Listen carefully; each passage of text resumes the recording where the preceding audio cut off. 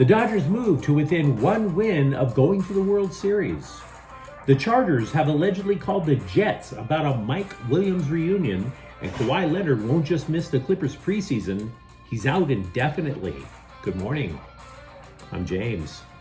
This is your daily dose of sports and snark for the greatest sports city in the world, Los Angeles. This is the faithful Angelenos morning report. It is October 18th, 2024. I am back in Northern California for work. I am booty deep in hippies and trash. Sucks for me, but there's still that glow from down south in LA to put a smile on my face. And if you like being in the know about LA sports, clickety-clack the like button. Clickety-clack the subscribe button.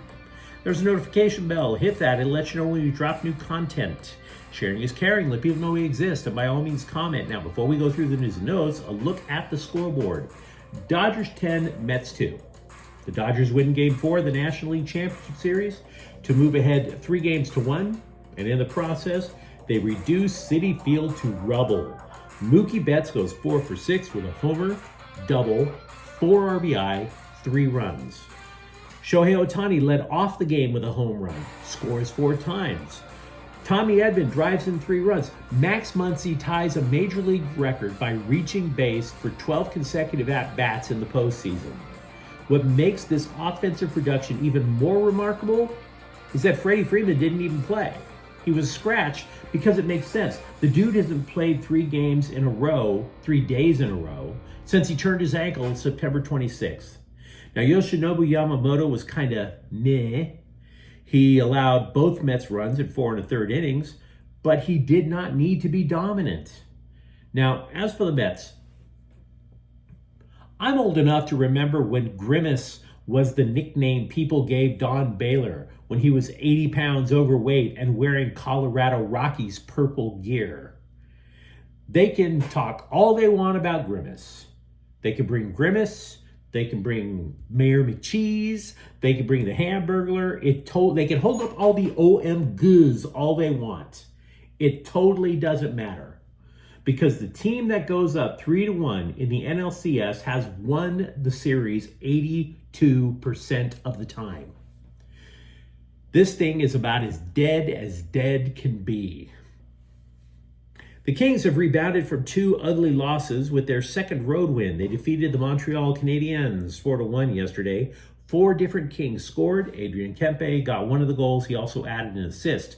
Meanwhile, today, if you have a traditional 9-to-5 job, know this.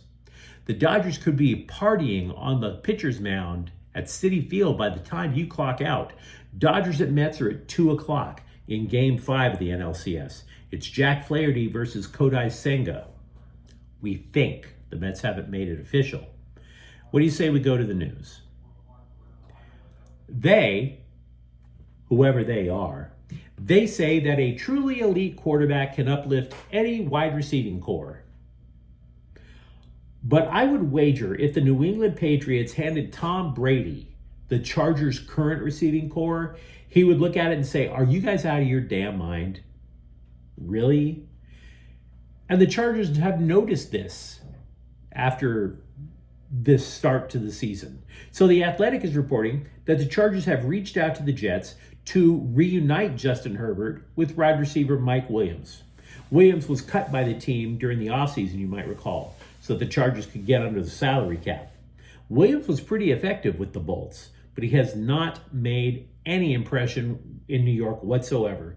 The dude has only 10 receptions, no touchdowns. Meanwhile, the Jets have also added Devontae Adams in a trade with Las Vegas. So it's possible that Williams could be the odd man out. Now, to be clear, a trade is not exactly cut and dry. It is true that Williams was not at practice Wednesday due to personal reasons. I think we could assume getting the hell out of New York is extremely personal to Williams right about now. But there's a market for him, despite his slow start. Pittsburgh and New Orleans apparently are on the pursuit of trying to add him to the roster. You might say that that is not a particularly fair assessment of the Chargers receiving core. I can take it if you don't like what I say. I'm a grown-up. You might say that, DJ Chark has been injured for much of the season. So how good is the receiving core anyway? And that's fair to say. But it's also fair for me to reply that the dude is still injured.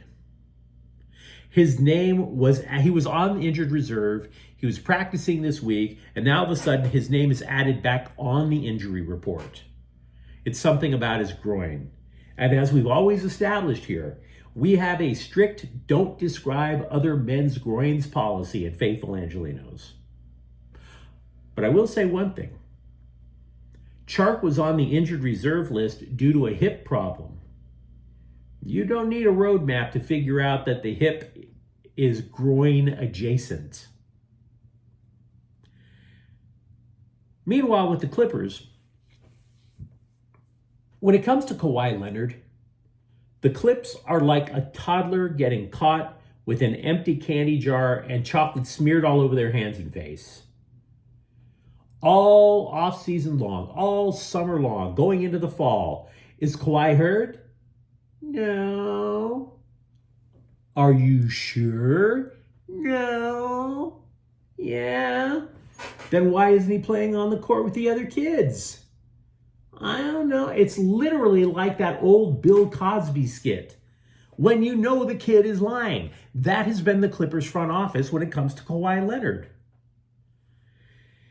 It's taken months to get the truth out of him.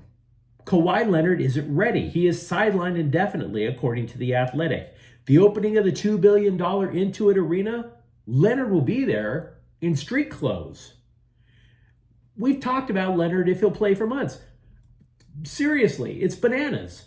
We were like, if he's not hurt, why didn't he go to the Olympics? We don't know. Did he have a knee procedure in May? Yes. Just be real with us.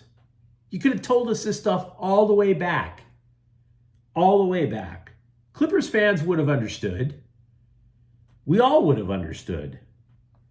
Yesterday, I had suggested that part of this Clippers quick restructuring, this whole process of moving to defense, it only works if Kawhi Leonard is a major part of the plan. He's a 6-time All-Star. He's boosted multiple teams to NBA titles. Only 2 days ago, we learned the starting lineup wasn't going to include him. By the way, this might be a bad time to remind everyone that the Oklahoma City Thunder have the right to swap picks with the Clippers in next summer's draft. If the Clips stink, Oklahoma City can get another lottery pick. Sean Combs. Diddy. There he was, just walking in the UCLA locker room. Do-wah-diddy-diddy, dum-diddy-do. And there was a hell of a lot of diddy-dum back in 2015 with the Bruins. He allegedly assaulted multiple coaches on the football team, including swinging a kettlebell because his kid was sidelined during practice and he didn't like it. Even worse, the kettlebell was covered in baby oil, so...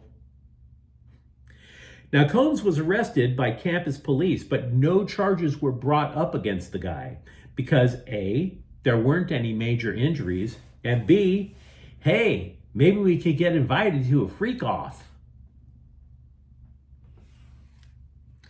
Diddy allegedly assaulting people with UCLA. The LA Times reported that Miller Moss is still the starting quarterback for USC. Lincoln Riley said the chances of subbing Moss out are nil. But I do bring this up because I was telling you guys before the season started, if USC hovers around 500 in the early part of the season, and we all knew what this schedule was looking like back then, if they were around 500, the scribes were going to pester Riley about changing quarterbacks. So the pestering has begun. Rams offensive lineman Connor McDermott had his playbook stolen. Just like an episode of the Brady Bunch, if you're old enough to remember that. I don't think it followed the same plot line. I wouldn't worry too much about the culprit being a Raiderette who only dated him for access to his car. But there are two reasons that you shouldn't really worry about this if you're a Rams fan. One, pretty much everybody runs the same system, just with different terminology. Two, it's not a playbook. They're downloaded onto iPads. The iPads are the things that are handed out to the players. And you can erase the contents on an iPad remotely. So this is McDermott's first year in LA since he joined the NFL. But let's be real. He played college ball at UCLA. Tempting as it is to blame these break-ins on Mayor Karen Bass, bro, you should already know not to leave this in your car. In LA, you're tempting fate by leaving anything more valuable than a Johnny Rancher. Don't leave things in your car. Not in those neighborhoods. Get it together. Jared Vanderbilt and Christian Wood took part in non-contact track drills after Lakers practice Thursday. Vanderbilt of the two is the potential difference maker in that he would not require the ball to be effective. Recall, he's a defensive specialist. J.J. Redick suggested Vanderbilt, who had surgery on both feet in the offseason, could be available at the start of the regular season.